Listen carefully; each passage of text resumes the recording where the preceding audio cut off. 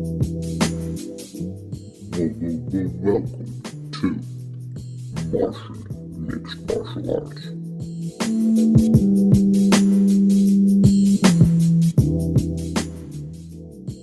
Wow. Wouldn't it be crazy if the aliens like manufactured you to be a mixed martial arts fighter? They're like, let's see if we could just turn this. I'm sure if it would have happened, I would have been much better than this. Much better than this. You're the fucking champion. What are you talking about? But if I would be alien manufacturer, I would be Superman. You know.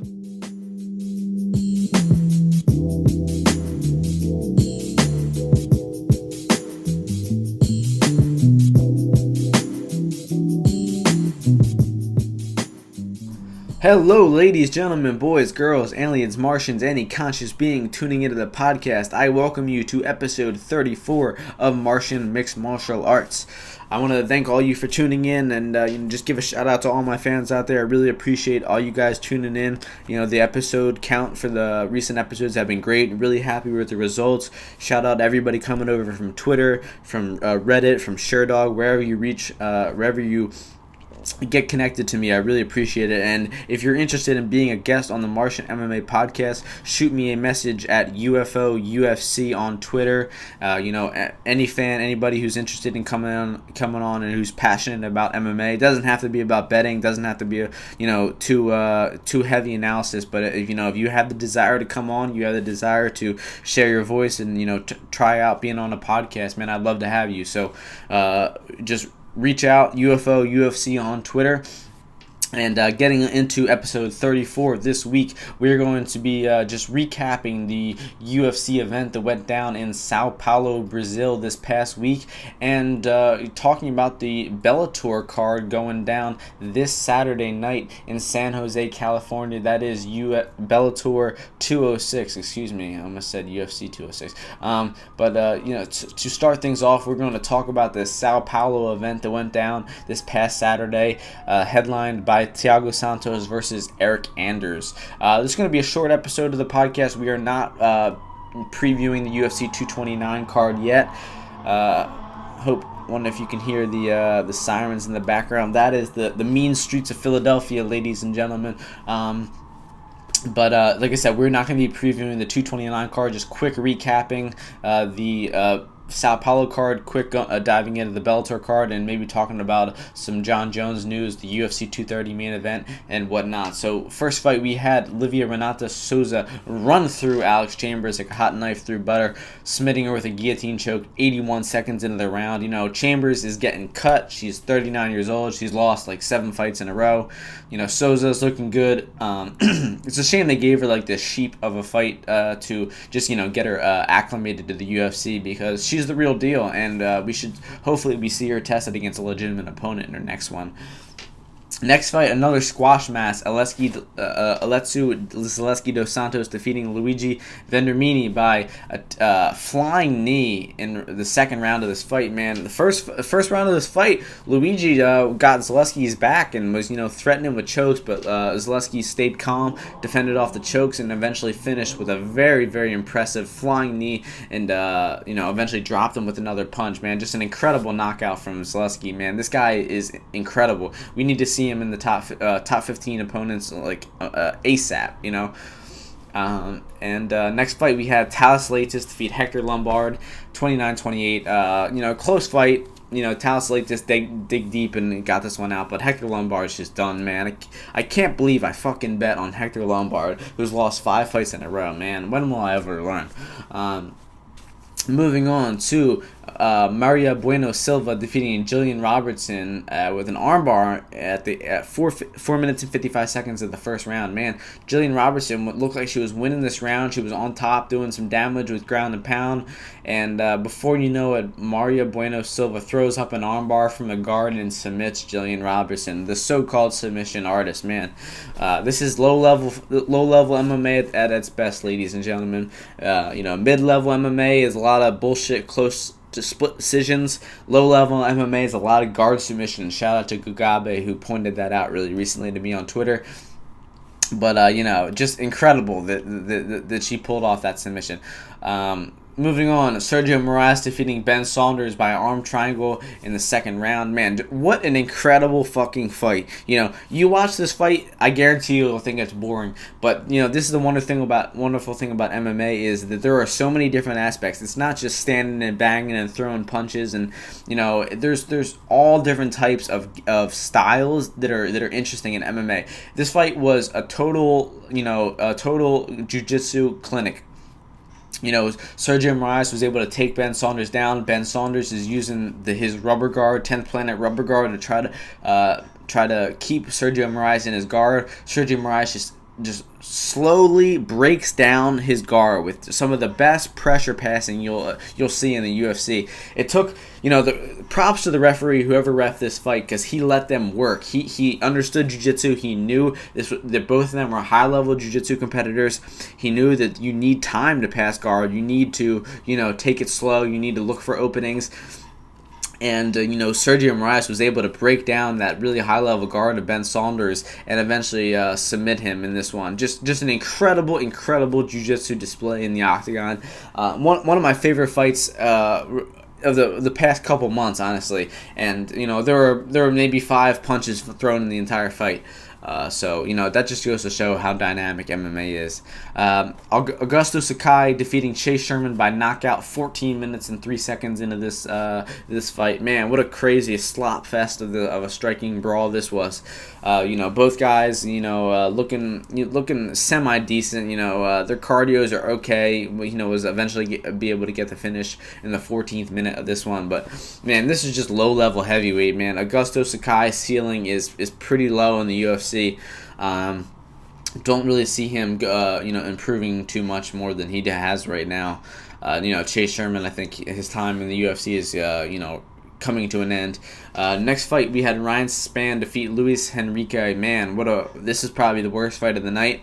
Just a really boring decision where a lot of ground game, a lot of stalling, just not much done in this one. And surprisingly, the American Ryan Spann wins a close 29-28 decision in this one. Not much to say about that fight other than, like I said, how boring it was. Next fight, Francisco Trinaldo defeated Evan Dunham with a knockout knee to the body. Man, very rare you see that in MMA, but what a beautiful knee thrown by Francisco Trinaldo. Timed it perfectly and put Evan Dunham down with a knee to the liver.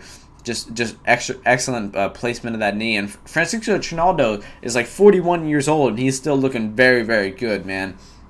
So props to him. I want to, whatever he's eating, I want to get on his diet because he's, beating guys who are, significantly, I don't know, not Evan Dunham's not significantly younger than him, but he's still looking good in there at 41. Next fight, Charles Oliveira choked out Christos Giagos at 3 minutes and 22 seconds of the second round. Charles Oliveira, I don't remember how the beginning of this fight, honestly. I don't remember if it was competitive or not, but I'm just totally fucking blanking on this one for some reason. Oliveira eventually getting the choke and going apeshit, beating Royce Gracie's record for the most submissions in the UFC history. So good for him. Even though he's like 12-8 in the UFC, he somehow got the most submissions. So, next fight was a draw between Randa Marcos and Marina Rodriguez. Close fight. Randa Marcos won the first round pretty decisively, and Marina Rodriguez won the next 2 rounds pretty decisively. There was no 10-8 rounds in this one. For some reason, some of the judges gave Randa Marcos a 10-8 round in the first, but that is wrong. There was not a 10-8 round. She controlled position, but she did not do enough damage, or was not close to threatening was not close to threatening a finish at any point. And I think that Rodriguez won this fight 2-1, but I don't really disagree with the draw because I would like to see more draws in the UFC. There are so many close fights when you don't know who the fuck won the fight, where the judges end up just picking someone at random. You might as well just call it a draw, so no one gets screwed. Next fight, we have Andre Ewell defeat Renan Barão. Man, what a crazy performance in this one. Renan Barão, starts off the fight. Looks like he hurts Ewell to the body and starts chasing a finish, to which Ewell drops him with a punch. And man, just crazy fight. drops him, ends up winning the round. I believe Renan Barão comes back and wins the next round, and then Ewell had enough in the tank to win the third round. It was a split decision. I believe Ewell did win this one, but man, Renan Barão is done. He's just done, man. He comes in against a regional guy making his UFC debut. He misses weight by 5 pounds. The guy has a padded record from Gladiator Challenge, and he still loses to him. Renan Barão, I'm sorry, but it is time to retire, my friend. You had your day. You were the champion at one point. You were top pound for pound, but now it is just sad to see you fight. So please hang it up, my man. Next fight, Antonio Rogerio Nogueira defeating Sam Alvey by knockout. Man, 3-1 underdog in this one. Nogueira. He was even 3-1 after the first round. And Nogueira comes back and after losing the first round and drops Alvey and finishes him in the second. Really early stoppage.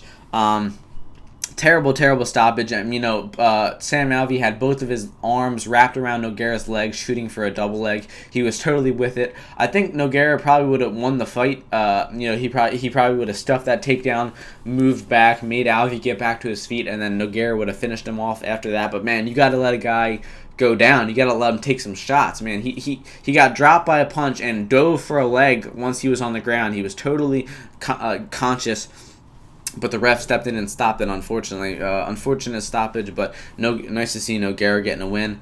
Next fight, co-main event, Alex Cowboy Oliveira defeating Carlo Pedrozzoli by knockout 40 seconds into this fight. Man, what a crazy finish by Oliveira. Just went out there and went head hunting, landed a stiff punch and finished Pedrozzoli pretty quickly, man. Oliveira looking like a killer as always.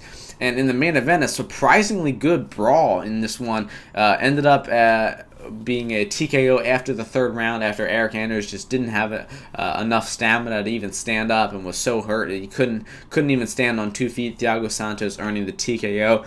Man, crazy brawl. A lot of back and forth this one. A lot of wrestling scrambles, and both fighters landed punches. Both fighters showed decent cardio. And, for a short notice main event put together on 6 days' notice that fell apart 2 or 3 times before this one delivered. And so props to those two guys for taking this fight on short notice. I think, both of them, I believe Santos was injured and he still took the fight. Anders came in on 6 days' notice, flew down to Brazil, was still game as fuck, and, was, great fight in this one. Pretty decent card from Sao Paulo. Didn't do too well on the betting end of it, but oh well. It was still a good night of fights. And with that being said, we are going to quickly move on to Bellator 206 going down this weekend from San Jose, California. Man, Bellator is taking advantage of the weekend off, man. The UFC does not have an event this weekend, and not much really going on in the MMA world. No other promotions having events either that I know of. But Bellator is putting together one of their best cards of the year, probably their best card of the year. The main card features, some of their biggest stars. Gilbert Melendez's wife, Carrie Melendez, is taking on a woman named Dakota Zimmerman. Melendez is somehow a minus 1,000 favorite in that fight somehow. Incredible Muay Thai striker Gaston Bolaños is taking on an opponent named Yasiro Gutierrez, who seems to be a lamb for slaughter, brought in to make Bolaños look good. I don't knock it. Bolaños is the real deal. I really enjoy watching the fight. He's got incredible striking, crazy knockout power. Those spinning elbows are beautiful, and wouldn't mind seeing one Saturday night. Third, number one prospect in the division, Aaron Pico, is taking on Leandro Higo. Aaron Pico 3-1, taking on Higo, who's 18-4. Yet Pico is a minus 550 favorite to Higo, plus 425. That is insane, man. We've seen Aaron Pico trusted a little bit too much in the betting lines before. He was a huge underdog when he lost his first fight. But Higo is a legitimate opponent. He's got wins over, some decent competition, wins over some guys in the UFC like Tyron Ware and Steven Peterson. Has lost the fights, the high-level fights in Bellator like Eduardo Dantas and Darren Caldwell, but he is certainly the most legitimate fighter that Aaron Pico has fought so far. So it is crazy that he's still a 4-1 underdog against Pico in this one. So, take that how you will. And the first fight of the welterweight Grand Prix is going on. Andrei Korshkov, former champion, taking on Douglas Lima, former champion. Douglas Lima has beat Korshkov in the past, and somehow Lima is a plus 120 underdog in this one. Coming off that crazy fight against Rory MacDonald for the title, which he lost. But I don't knock play at Douglas Lima at an underdog value here. The co-main event, Quentin Rampage Jackson taking on Vanderlei Silva in the fourth fight of their not even a trilogy, a qualogy, and it's very, very rare that people fight 4 times. I don't think it's happened in MMA at all, very, very often at all. It happens in boxing every now and then, like Tim Bradley and Manny Pacquiao. But it's who the fuck knows what to call it? Quadology. That's what we're going with. These guys have been fighting one another for decades. They fought in Pride. They fought in UFC. They got a lot of bad blood between each other, and they're continuing this their rivalry through Bellator. Quentin Rampage Jackson is somehow almost a 3-1 favorite in this one. That is just ludicrous. Vanderlei Silva is obviously not very good, but I just couldn't trust money on either one of these gentlemen. I recommend to sit back and relax and enjoy the shit show that Bellator is, and that they put on fights like this. And we're happy that they do, because they are fucking crazy. But the people, you motherfuckers who are betting on this shit are crazy too. In the main event, we have a super fight, a legitimate super fight. The 170-pound champion and the 185-pound champion of Bellator are coming together. Gegard Mousasi, minus 265 favorite, taking on Rory MacDonald, who is a plus 225 underdog. The line is wide on this one. I think that there's not much of a size difference between these two. Rory MacDonald's a big welterweight. Mousasi's a small middleweight. So I don't think there's much of a size advantage. I think that both these guys are excellent strikers. We're due for a masterpiece of a fight on the feet in this one. Really can't wait for it. I think that Mousasi should be the favorite, but I do not think Rory MacDonald should be as high as plus 225. So the value is going to be on MacDonald. I do not see myself making any bets on this one. I think that I'm gonna just sit back and relax and enjoy this entire card. Not really too consistent on betting on Bellator, and don't really feel the need to force any plays I don't really want to. So I won't be betting on this one. But I'm really excited for this Bellator card. I think it will be one of their best cards in history, and really hope it delivers. So moving on to just general UFC news and MMA news for the rest of the episode. I said this one's going to be short because I have a class to go to, so I'm just squeezing this one out in between.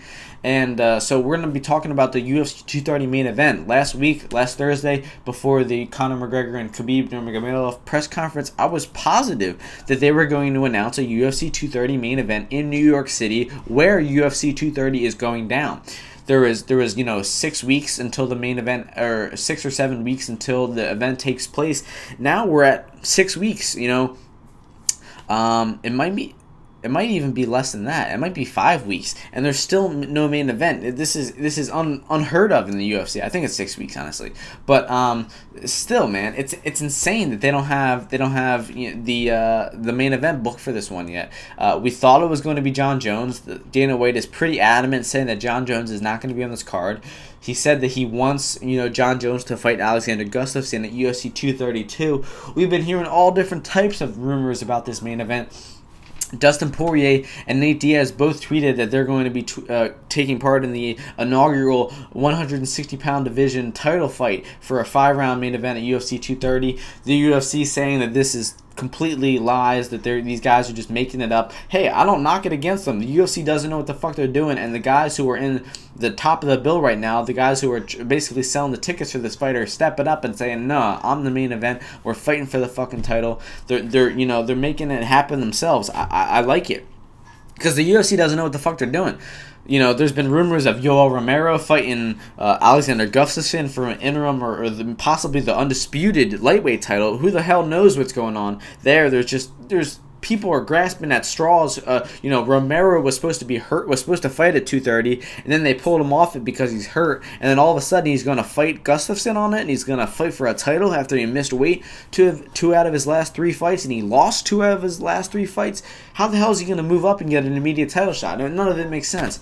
None of it makes sense. They don't have a main event announced. They're scrambling all over the place. News medias are reporting this and this and that, and it's all fake news and it's all bullshit. Who the hell knows what the hell's going on with this main event? But they better get this shit announced soon. I don't understand. Like they right now they have no main event and they're selling tickets. They're selling tickets with Poirier and Diaz at the top of the main event, with Weidman and Rockhold as the co-main event. Just make that shit 5 rounds. Make it for I don't know. Just don't make it for the title. You don't need interim titles. You don't need it. Nate Diaz I believe will sell some pay-per-views on his own. You don't need some stupid bullshit belt. There's going to be a ton of other stack fights on the card. The pay-per-view will do just as good as it will if you add some bullshit flyweight titles or some interim title to it. Moving on to some news stories from the rest of the week. Like I suspected last week, Joanna Jędrzejczyk versus Valentina Shevchenko for the vacant flyweight UFC title is announced for UFC 231 in Chicago, going down in Toronto, going down December 8th. That'll be an incredible fight between clearly 2 of the top 5 pound-for-pound females in the entire world.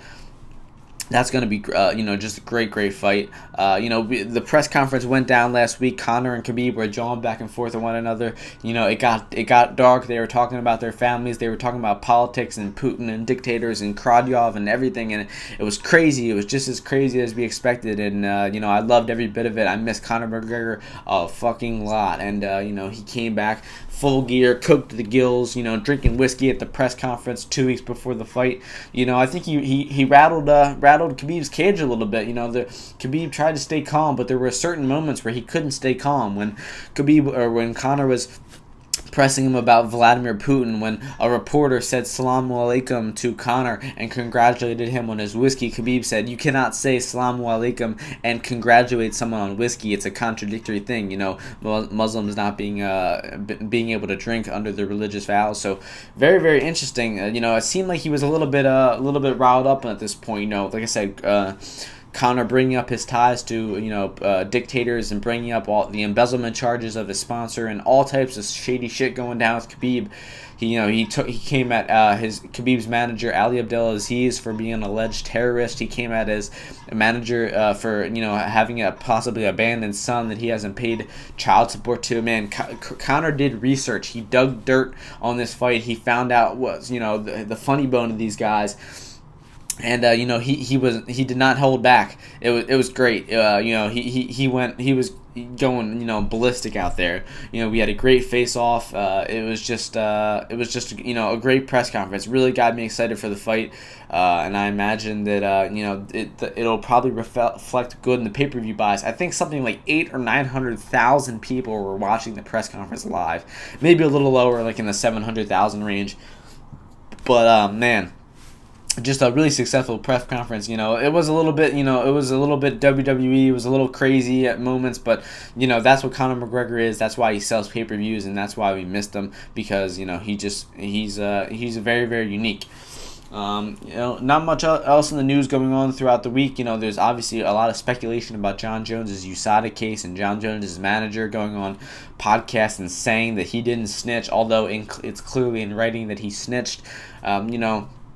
A lot of crazy stuff going on with that case. Hopefully more details will be announced soon. Maybe next week we'll have, a Jon Jones fight announced. But like I said, last week I was positive that they were going to announce the Jon Jones fight.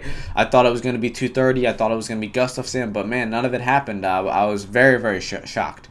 So, that's going to be all for this quick episode of Martian MMA. I think I kept it to less than a half hour. I've been talking like I'm cooked to the gills myself. But, I've been I know that we had a time limit on this one, and I've been talking extra super fucking fast as a result of that. So I hope you enjoyed the episode. Like I said, I was planning on doing a quick recap before 229. I will be doing an entire episode next week on UFC 229. It's going to be perhaps the best episode of Martian MMA we'd ever done, the biggest event in the time frame that we have done Martian MMA. So I'm really, really looking forward to it.